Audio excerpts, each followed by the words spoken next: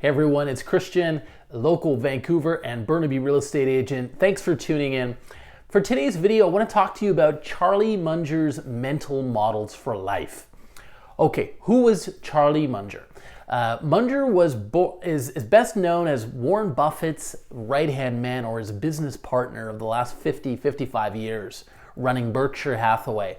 And he's known as an incredibly intelligent, smart man, obviously a billionaire, investor.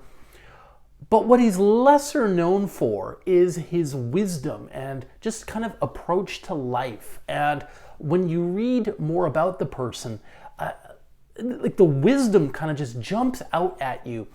And the reason I want to share it with you now is, of course, he passed away recently in November.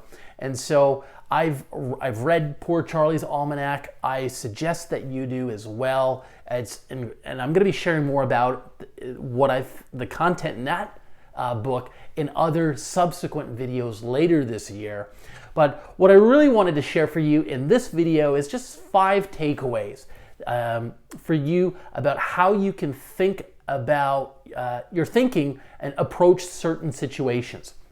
So one of the takeaways that I really like from Charlie Munger is he says, always use the Charles Darwin method. What's that?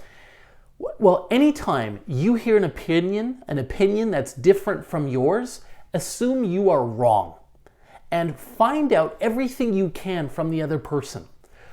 Because there may be a blind spot in your thinking. You may be missing some information. So find out, who have they been talking to?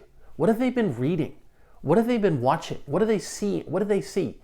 So again, anytime you hear an opinion different from yours, and especially at the workplace, immediately assume you are wrong. And I do this with colleagues. I do this with mortgage brokers. I do this with clients.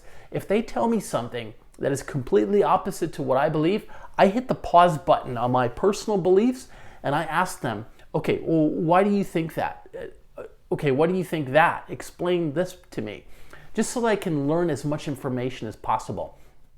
I think you may find that helpful. Second, Munger was really well known for this phrase, invert, always invert. And okay, what's he talking about there? The first time I heard him use it, I was actually in a live audience. This was back in Los Angeles in February of 2020 at a shareholder meeting. And I listened very closely to what he was talking about. And he gave an example of this. And he basically says, if you're trying to solve a problem, solve the problem from the opposite point. So the example he gave was, he was in flight operations during World War II. And he would say, instead of saying, how can I keep the pilots safe? He would he would turn the question around and say, how can I kill all these pilots? And so he said, well, I could send them up with not enough fuel in their gas tank. I could send them up in bad weather. I could send them up when they're really tired and fatigued. And his approach was then, okay, just don't do those things, do the opposite of those things. Okay, let's apply another example. Let's say if you're wanting to know, well, how can I be more wealthy? How can I be rich?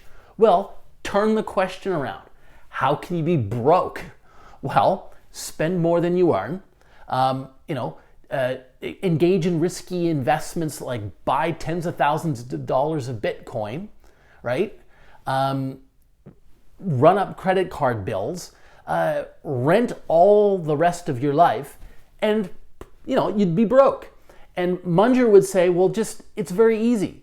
Just strike those things out. Don't do those things. Do the opposite of those things, and you'll be fine. And you'll avoid stupidity, as he called it. So that's one way to approach problems in your life, okay?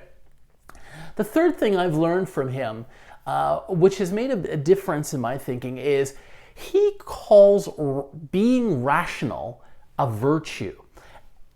I used to think of generosity as a virtue, honesty as a virtue, prudence. I never really thought about being rational as a virtue. And he really hits this point hard. And the example that he might give is one that Warren Buffett also talks about, is think deeply about your decisions.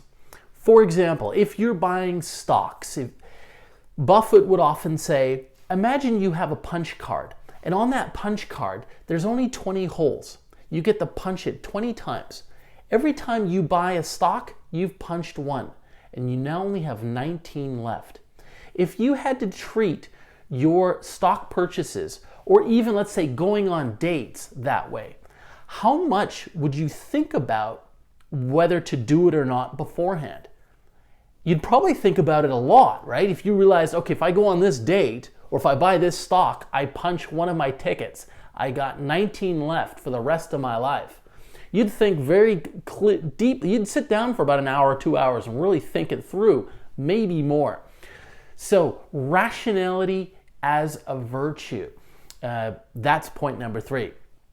Number 4, and this is something I'm doing right now, he talked about writing your own obituary. And this is, again, advice he gave to Warren Buffett some 55, 60 years ago. And Buffett took up on it and has lived a pretty good life himself. Munger said that, think about, if you need something to guide how you're going to live, sit down and think about what the obituary would say about you in the newspaper when you've passed away. What difference have you made in the world? Whose lives have you impacted the most, right? Your children, your family, and so on. What will they say about you? And that will then be a guide for how you could live your life. And finally, and I think this is a really important one for all of us, we can all throw the odd pity party for ourselves when things aren't going well. But he really hit the point hard. Never ever pity yourself. Never ever feel pity. And he told a very moving story about this once. When Munger was younger, he was his first wife. They had a son, and I think he was in his early 30s at the time, at 6 or 7 years old. And the young boy contracted leukemia. And unfortunately, over a period of years, he died. And Munger told the story about how he'd go to the hospital and spend time with his son, and then he'd walk the streets of Pasadena, California with tears in his eyes because he couldn't do anything for his son, and obviously felt very low. But he had to put the pity away. And, that's something a lot of people, he also divorced that first wife, unfortunately. But he did go on to remarry a second time, and I think he had 5 children with his second wife, and I think they were married 55 years. Of course, he goes on to be a great investor, a billionaire, and here we are talking about him so many years later. But the point he came back to is, don't feel pity for yourself. Try to overcome that, learn something from that. We all go through troubles. Soldier on through your troubles. Put on a smile as best you can. And I always thought that was very moving advice and something that I try to live with, and I certainly want my own son to live with as well. So I wanted to share that with you. Hope that makes a little bit of a difference in your day. Thank you very much for watching. And if you feel you want to reach out and talk about this or real estate matters as well, my contact is below. Thanks for watching.